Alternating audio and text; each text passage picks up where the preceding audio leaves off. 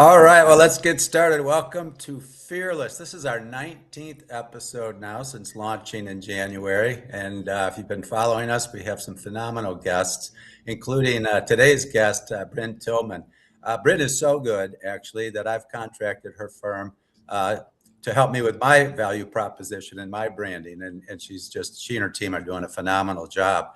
Brynne is the founder and CEO of Social Sales Link, an expert in helping people sell through LinkedIn, help through networks, building trust. We're going to talk a lot about that, and overcoming fear. You know, a lot of people in sales roles have anxiety about making their numbers and getting the deal, and getting the president's club or whatever.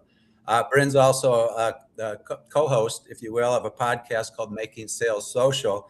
And I'm actually going to be a guest on her podcast soon. So we've got we're building. Talk about a relationship of trust and respect and credibility.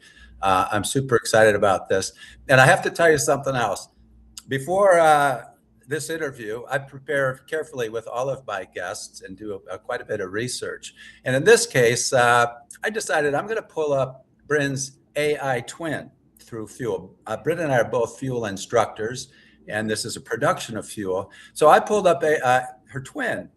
And now a twin, by the way, and I have one as well, is loaded with our body of work, essentially. You know, in my case, it's got 38 years, hundreds of articles I've written, 20 books. It's got hundreds of interviews, podcasts, over 300 YouTube clips, things like that, loaded. So this bot, my bot, Brynne's bot, has better recall than I do, actually, and it's just truly a phenomenal use of our AI.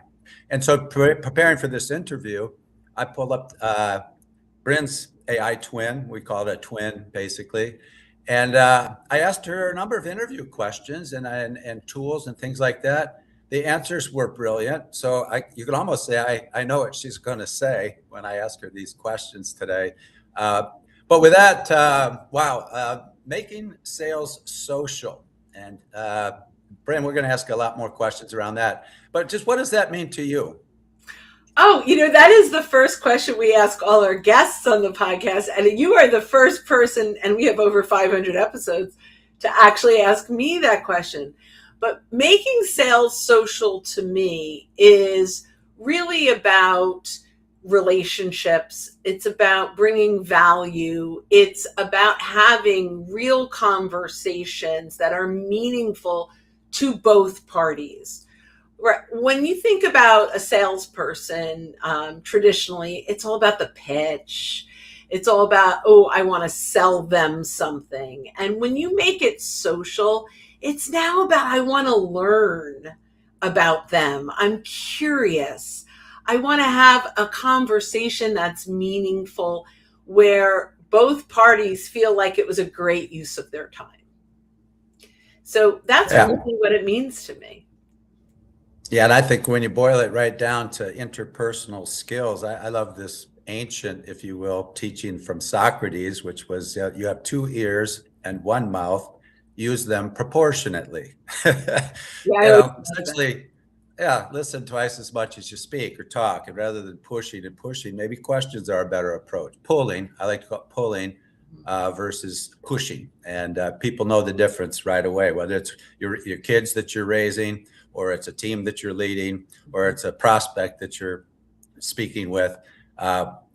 Start with pulling and building trust in a relationship and credibility. And you've got something called the CHIRP framework. I'd love to hear a little bit more about your CHIRP framework. Yeah, I'm happy to talk about that. But if I could just kind of talk about the trust piece, like our whole mission is to help people start trust-based conversations without being salesy. So the trust, and in today's world, is it's a challenge, especially with folks using AI. And I just want to talk for a second about how important this mindset is, and then we'll certainly go into CHIRP. But the mindset around trust-based selling is to always be honest. And we're watching this engineered empathy, which I call professional gaslighting, happen all day long, where you get an email that for 7 seconds you think they looked at your LinkedIn profile, or they read an article that you posted, or John, I really love that article that you talked about around Kaizen and how much that's really impacting leadership. We help companies just like you do X, Y, and Z. And you're like, that is so, it's just starting every conversation off with a lie. And you can't build trust when your first impression is this, I want to manipulate you into thinking I spent time learning about you.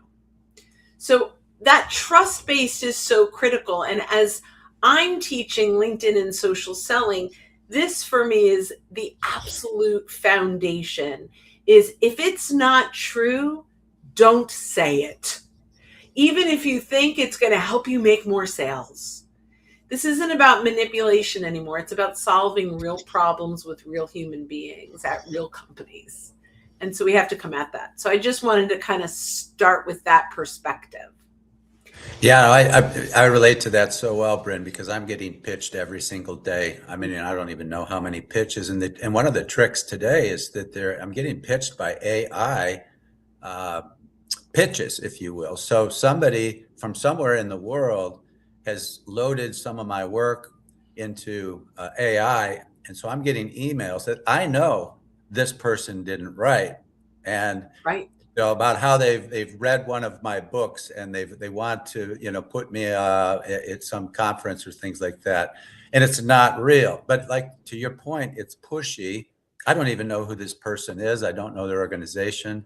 They're pushy to get me to do something, to buy something, and immediately I can relate to exactly what you're saying. There's no trust and there's no credibility. And what's interesting is sometimes I've actually responded if it looks credible enough, and I get back a non-AI written response, and it's clearly Not the same writer. It's not the same person. So there's a clue.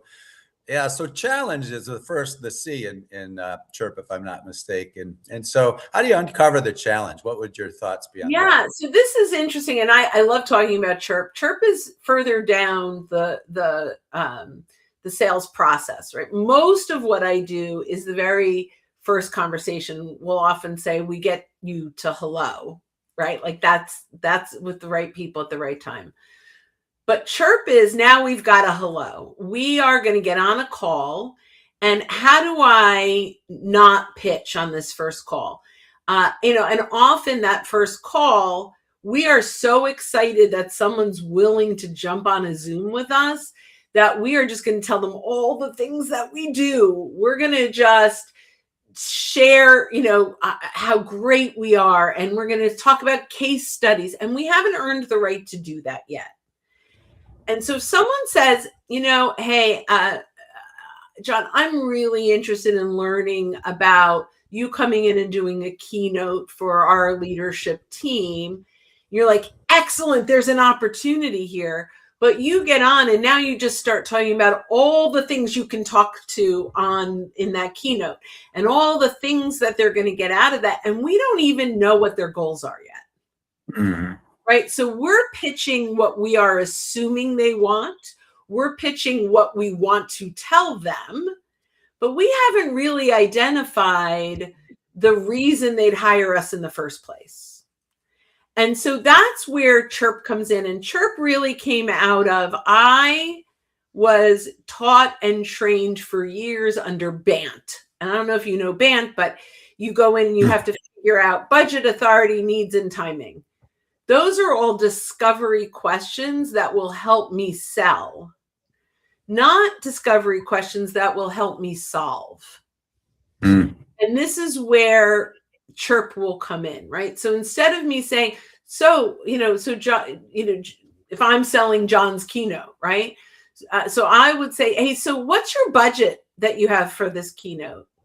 And they're going to say, oh, it's $5,000. And you're thinking, I charge $25,000. This is not even an opportunity now. Well, they just gave you a number. That doesn't really mean that's their only number. And now they've kind of put their line in the sand, and you've really killed the opportunity at any point, right? Because if the ROI they get on your keynote is $500,000 in the first 6 months, 25,000 is now an investment, not an expense on that keynote. But we're never going to know what challenge they have that you're going to solve in that keynote if we don't ask them what their challenge is, right? So that's where we have to start. So if you say, tell me about this audience that they're going to be at this keynote, and what are some of the challenges they're facing that you hope by the end of this keynote they start to think differently about, that they start to shift the way they're handling it. What is the challenge that you're hoping gets solved? So once you identify that challenge, when it comes time to, do you have a budget for this? It's, it's around the ROI they're going to get to solve that challenge, right? So great. So now we understand that challenge. Critically important.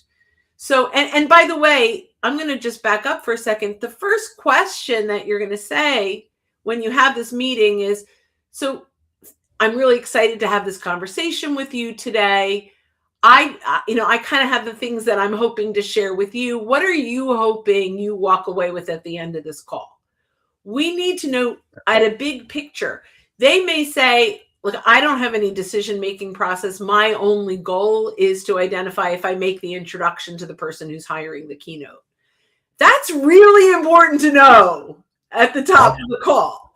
Like, we need to know their goal of the call. So so now that we understand that, what is the challenge their team is facing? What do we need to solve? And so now you could say, I know the challenge. I can go in with the ROI. So you go, okay, well, we're going to come in and we're going to teach them about Kaizen and how to, how to process, think through decisions, all those things. And she's thinking, we've done a lot of process work before. I don't know that this is different.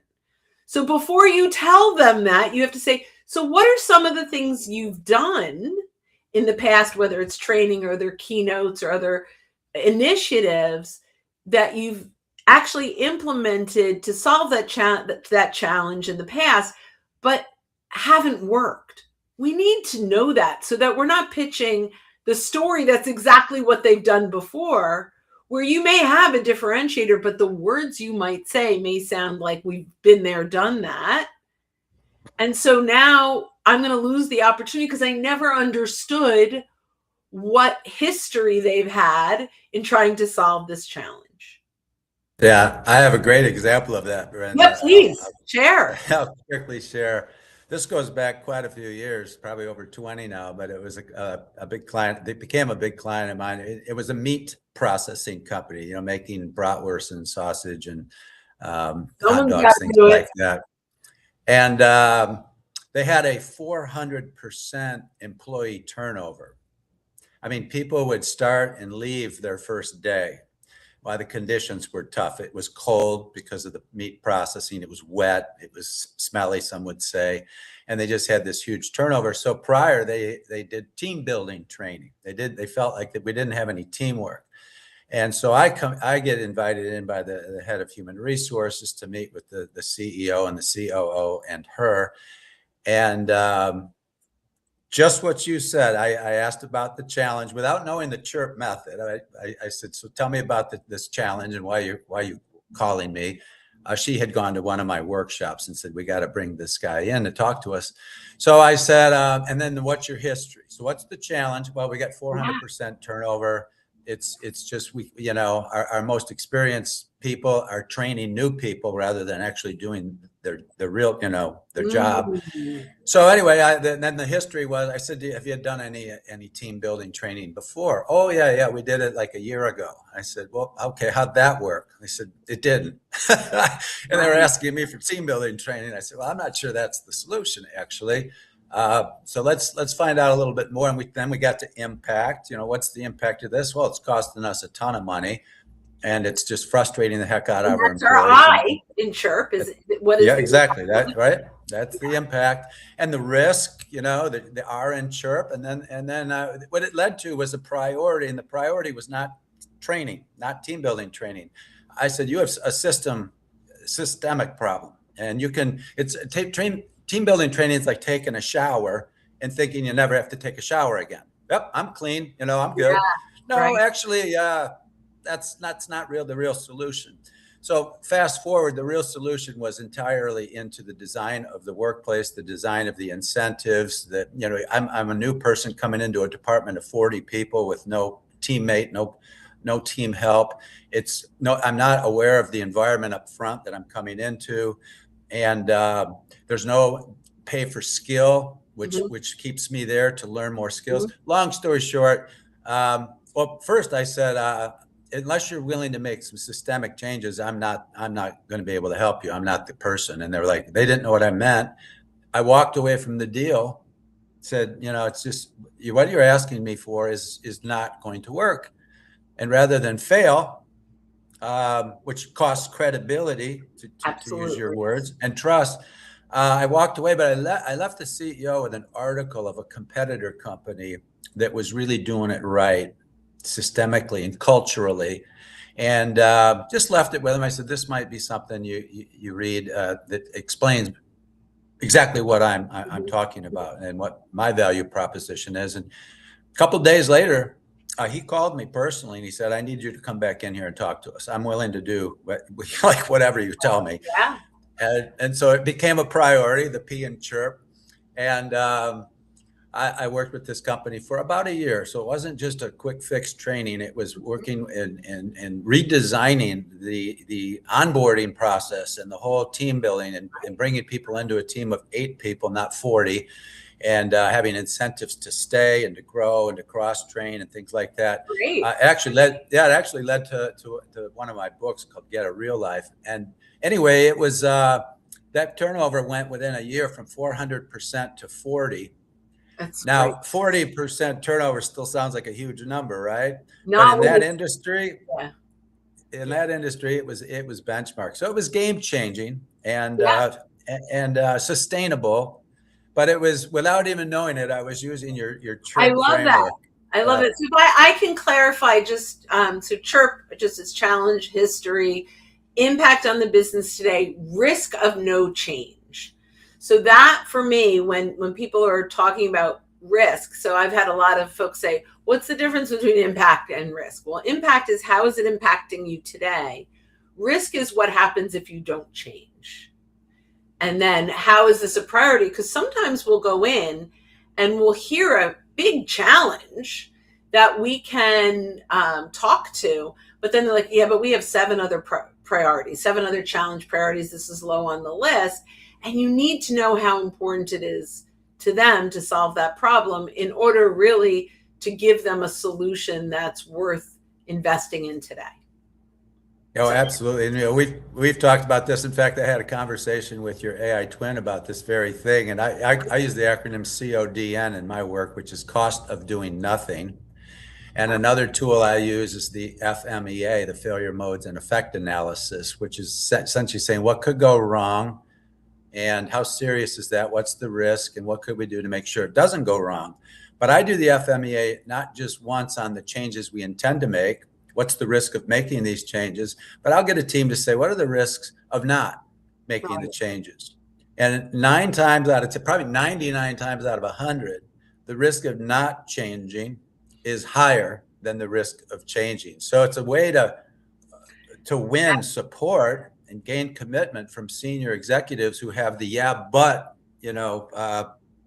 problem with respect to fear. Yeah, but if we do that, the wheels could fall off, or this isn't really a good time. We should probably put that into next year's plan and budget and excuses. Mm-hmm. And we're a team of very bright people who I've been working with, like through Kaizen events and things like that. The whole team is aligned in saying, we actually have to do this. This is essential. And here's the analysis and everything. And so I behind the scenes, I'm coaching the executives and saying things like, be very careful to resist or say no to this team, because you've commissioned them to figure out this problem and solve it.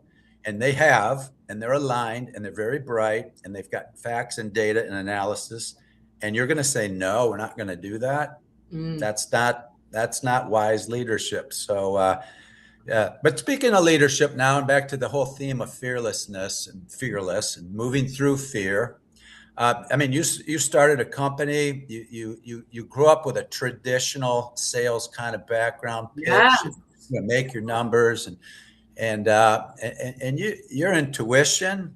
You sensed that's not really the best way to grow a business, and you've grown an amazing business.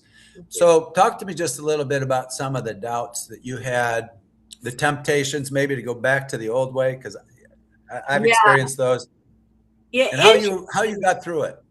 So interesting, you said the temptations to go back. Very little temptation. However, occasionally old habits would. It's not like there was no, I want to go back to it. But when you've got some bad habits, sometimes they start showing up. So I would call it more that. And then so let's go back. So I grew up having very traditional, in fact, still taught probably one of the largest sales training companies globally, with very traditional sales mindset, where BANT was like top of we've got to understand, we have to identify pretty quickly if there's a real opportunity or it's wasting my time. Right. And so often the first question we were taught to ask is, before we get started, if I say anything that you don't like, or you say something that I don't like, let's just agree that we can let each other know there's not a fit. Okay. So that was like where we'd start a conversation. And then you go, oh, well, that makes sense, right? You give them an opportunity to have an out. But what happens in sales or with humans when you say, don't think of the elephant in the room? You think of the elephant in the room, right? Right? So the moment in my opinion, and I'm not right, by the way, this is just my evolution, right? Mm-hmm. The moment you say, if I say anything that doesn't align with how you think, you're going to think the whole time, does that align? Does that align? Instead of just, let's have a normal conversation without really an expectation other than, at the end of this call, I can answer the questions you came with. That you feel at the end of this call that it's worth another one, right? That's the goal. The goal is not for me to get a commitment or for me to qualify you out. And so when we're coming in with, in my opinion, very selfish agendas, or a selfish agenda, a narcissistic agenda, right? Mm-hmm. When we're coming in and this is what I need to move the sale forward, we now fall into this trap of they are never going to feel like they can trust us. And they may buy from us down the road, but the idea of building a deeper relationship starts off with it feeling very transactional. And it's a little icky from my perspective. Again, there are many people that are listening to this, hopefully many. There are people that will listen to this and go, I do that and it works for me. Great, keep doing it. This is just my journey and how I felt, right? So I, at one point, was a partner in a sales training company for a few years with an amazing woman who does a great job of teaching this. Great. And she's incredibly successful. I felt uncomfortable teaching something I would not do. Right? Does cold calling work? Yes. I will never cold call, so I will never ask a client to cold call. Yeah. That doesn't mean it doesn't work, right? So I just, because I get a lot of hate on this stuff, right? Like, there are entire companies built on training this and have great success. And by the way, have much bigger revenue than my little company has. So I'm not saying it's wrong or bad, but you asked, like, what's my journey through this? So when I found LinkedIn, I recognized very early on the value of LinkedIn was not a lead list. The value of LinkedIn is this is my Rolodex. This is my network, right? And LinkedIn gives us the ability to search and filter the connections of our network. So I had a situation.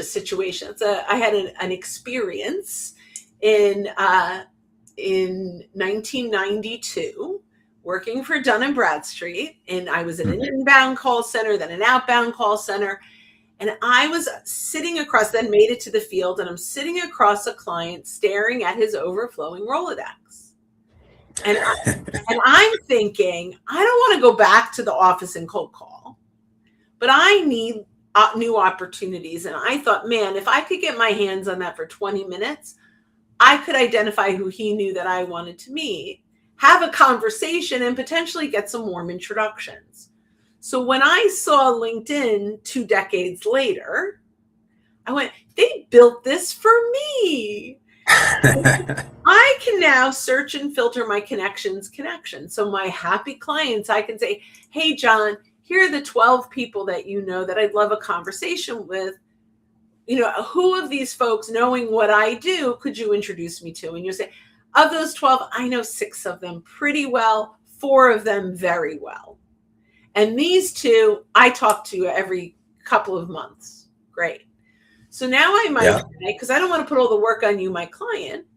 So I might say, so of the 2 that you know exceptionally well, would you be open to making an introduction? I'll even write a little paragraph. And of these other folks, when I reach out, can I mention that we work together and you thought having a conversation with them would be worthwhile? Right. And so now I have the ability to start conversations with people I could not have gotten in front of without cold calling. But my first conversation is, hey, John Murphy and I were chatting the other day. Your name came up. He says hello. I've been working with him for the last 4 months. We're doing some great things. And he thought I might be able to bring value to your world, even if we don't work together. Let's connect. I'm happy to share some insights around X, Y, and Z. And now I'm starting all of those conversations with trust and credibility. But the last thing I want to say on this is my only goal of that call, when you introduced me to Todd, when you introduced me to Alex, and they take my call, my only goal of that call is that they go back to you and say, John, thanks for introducing me to Brynne. That is my only goal. It's not to make a sale. It's not to fill my pipeline. It's to bring so much value in that first call that they thank you for that introduction. And when you can do that on a consistent basis, you create trust-based conversations. You create trust-based relationships.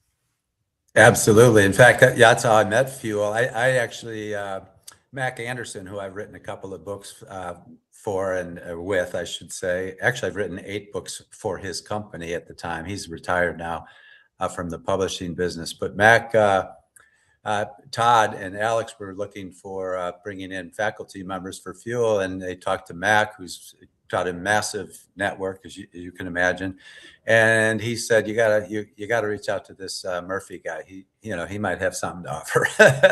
So I got the introduction, and went out to Las Vegas and filmed a couple of courses, and then several more, and then started the Fearless podcast. And I'm also a host on Mindset Matters. So it's been a ride. It's been a journey. And, part of the whole message here is that, people have a tendency to fear uncertainty, which always exists. We can't predict everything that's going to happen.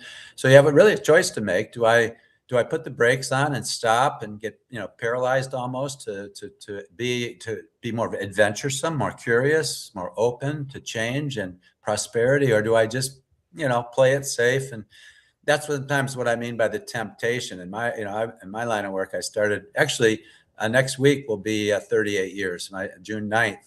Anyway, there were ups and downs, especially raising a family and being the sole breadwinner.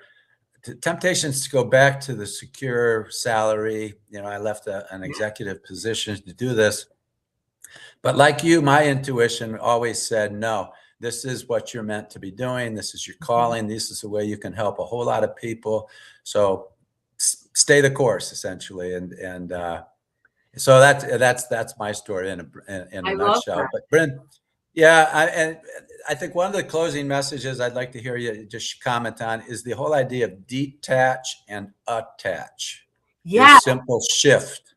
So if you are concerned or you have fear of being too salesy, detach from what the prospect is worth to you and attach to what you are worth to the prospect.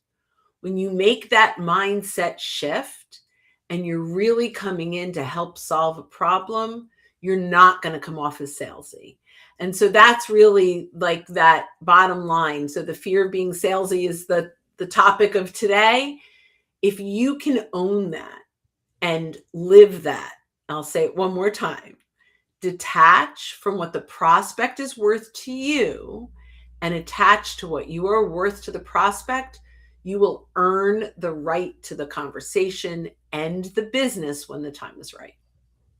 That's brilliant, and so simple, Brynne, to summarize it that way. And it's actually the secret formula for my growth. I've never had a sales force. I don't make cold calls like you, Mhm. but I've been able to grow the business through referrals and credibility and networking. This is long before LinkedIn. This is before the internet. This is before YouTube and Google and all that stuff.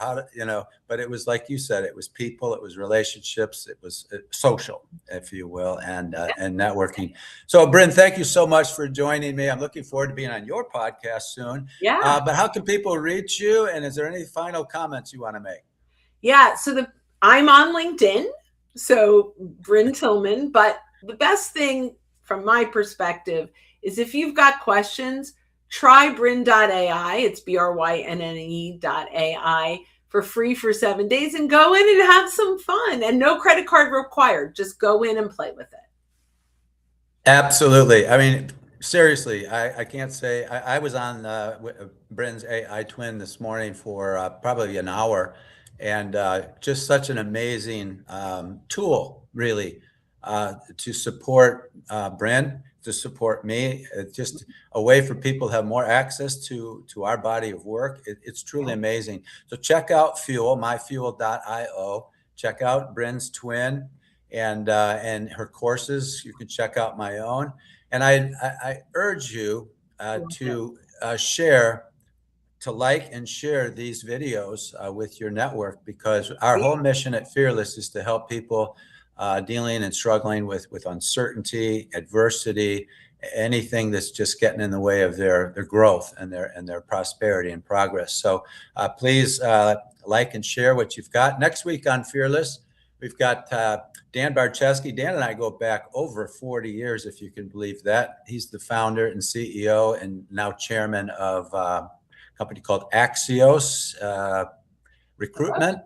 And I go back to the original company he started, which was called Staffing. I think it's the second largest employer now in the Midwest. It's a wonderful company and wonderful story. And he's going to talk about some of the bumps in the road, if you will, the adversity that he's run into, and it'll be a wonderful guest next week on Fearless. And then next Wednesday, my Change Mastery show through the Transformation Network is on. It's every the second Wednesday of every month. And next week's show is titled "When It's Time to Say Goodbye." When it's time to say goodbye. Goodbye to what? Well, goodbye to just about everything. Goodbye today when it turns night. Goodbye to lost ones who you've lost. Goodbye to the job that you love. Anything that you've lost that you value. You've got a choice, essentially. Do you live with grief? Okay, and looking at the past, or do you learn from it and move on? And so the whole theme is how do you handle goodbyes, which are happening essentially all the time. So that's next week. Again, thank you for joining us on Fearless, our 19th episode. Subscribe to our audience, which is growing faster and faster, and share the advice that you've learned on this show, and please go and check out Brynne. She's fantastic. Thank you very much.